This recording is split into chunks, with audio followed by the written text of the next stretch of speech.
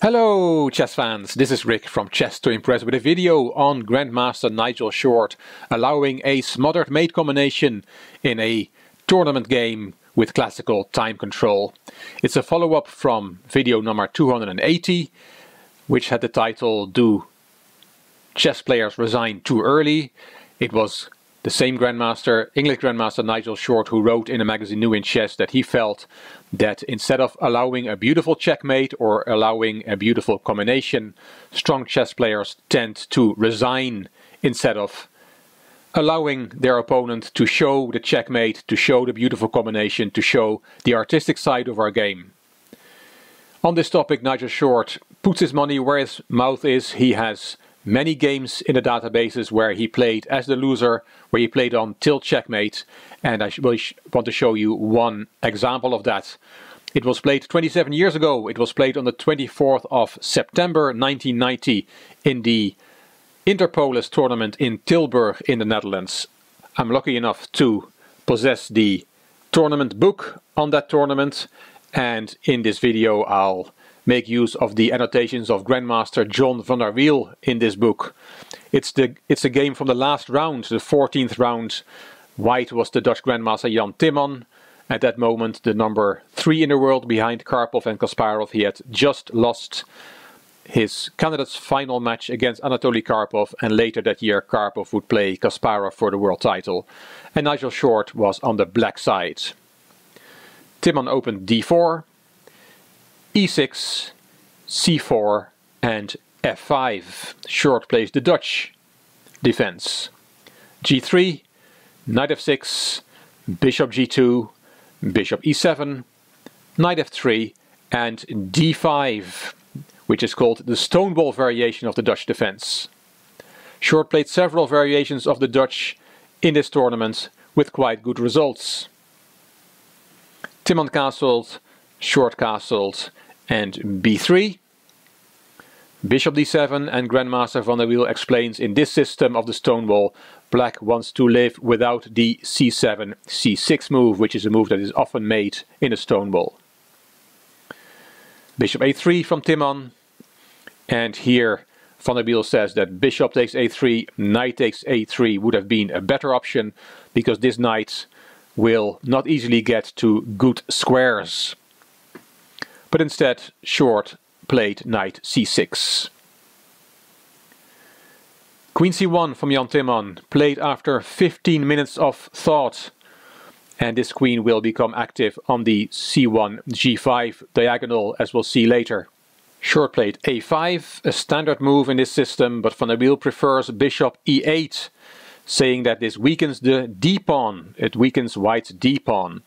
And I think what he means is that White can play bishop h5 and then put pressure on the f3 knight, and if black would take the f3 knight, then this pawn on d4 would be unprotected. But as said, instead of bishop e8, Short chose a5. Timman took on e7, queen takes back, and White has been able to swap black's strong bishop. This bishop of the dark squares was a strong bishop. This bishop of the light squares is not as strong because it's looking at its own pawn formation. And it's a little success for White if White can swap the dark squared bishops in a stonewall. Knight c3, and now bishop e8, queen e3, and Short took on c4 here. And van der Wiel writes, there was no urgent reason to take in the center, and he prefers rook d8 to keep most options in the position. After d takes c4, Timman took back, and now rook d8, rook fd1, and the next move is knight g4. Short's plan, as van der Wiel explains, is to play e6, e5 and become active on the dark squares. But it turns out that this is not so easy to establish. Queen f4 from Timman, and bishop f7, which van der Wiel calls a good preparation move, and it's covering the d5 square and it's attacking the c4 pawn if black plays up the e pawn. He also points out that queen b4 instead would have been a bad idea. It's attacking knight and pawn, but after rook ac1, queen takes c4, queen takes c7, white is better here. Black's army is totally disorganized, as Van der Wiel calls it. So bishop f7 is a good move. And Timman played rook a b1 here. It's not easy to stop black's push in the center with e5, so white just lets it happen. And there comes e5. And now the temptation here is to play queen takes f5, take that pawn. But then black has a strong piece sacrifice, as Van der Wiel points out. Knight takes f2, and if you take the knight, then e takes d4. And as Van der Wiel writes, white will receive a few hammer blows. For example, your knight is hanging, so if you play knight e4, then there is bishop g6, winning the piece back. The knight is attacked twice. And if after e takes d4 you play the knight somewhere else, then there's also bishop g6, and this is a nice skewer. So black will win material back. So that was after white taken on f5, which Timman did not do. He took on e5. Short took on d1 with check. Rook takes, and now played queen c5. And that move gets a question mark from Grandmaster Van der Wiel. He even calls it the decisive mistake. Black's position was already somewhat shaky, but he should have taken back on e5. With either the g knight or the c knight, they were better options for black. After the move played in the game queen c5, Timman played the very strong move, which gets an exclamation mark from Grandmaster Van der Wiel, knight g5. Bishop takes c4, black has his pawn back, but has a very bad position. Timman played knight d5, and the threat is now knight e6 with a nice fork. Forking queen and rook. And it's very hard to find a move against this. If the rook plays, then the f5 pawn will be hanging, and if the queen plays, then either the bishop will be lost or white will be able to take on c7. Also, black cannot take the knight. Bishop takes d5 is not a good move because of bishop takes d5 check, king h8 and knight e6 with that fork anyway. So Nigel Short in this position played knight d8 to protect the e6 square. A horrible move to have to make to cover e6. e5, e6 came, and black is hopelessly lost. e6, e7 is now a very strong threat.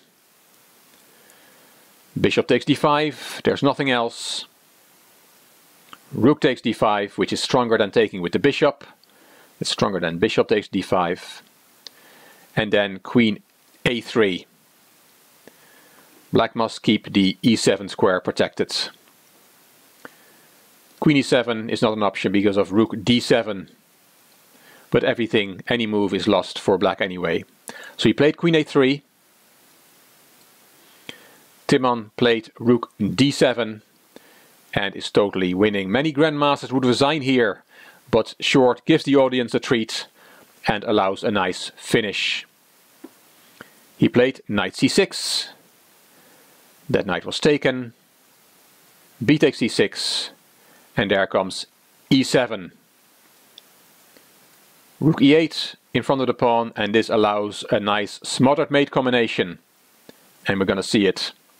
It came on the board. Short allowed it, as I said. Queen c4 check. King in the corner. Knight f7 check. King g8. If you haven't seen a smothered mate combination yet, and if this is the first time, then this is a special day for you, because this is one of the most beautiful combinations in chess. Knight h6 is a double check. Both the knight and the queen now give check to the king. King h8 is the only move, and now a queen sacrifice. Queen g8 check. You cannot take with the king, you have to take with the rook, and then knight f7 is checkmate, a smothered mate. Great sportsmanship, great humor, and great entertainment value for the public that was watching the game, and now also for you on YouTube.